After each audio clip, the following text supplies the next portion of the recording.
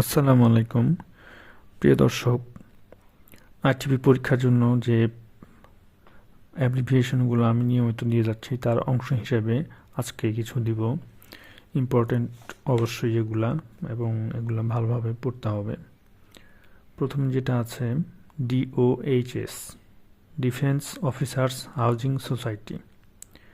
এরপর রয়েছে ডিডাব্লিউটি, dead wait টোনাস, অর্থাৎ এটা হচ্ছে পণ্য সহ জাহাজের ওজন। EACT, extra assistant commissioner of taxes, এটার সঙ্গে অবশ্যই আপনারা পরিচিত আছেন।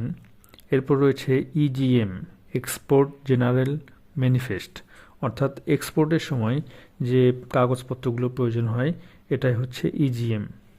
এরপর রয়েছে ইপিবি, এক্সপোর্ট প্রমোশন ব্যুরো। এরপর আছে ইপিজেড, এক্সপোর্ট প্রসেসিং জোন।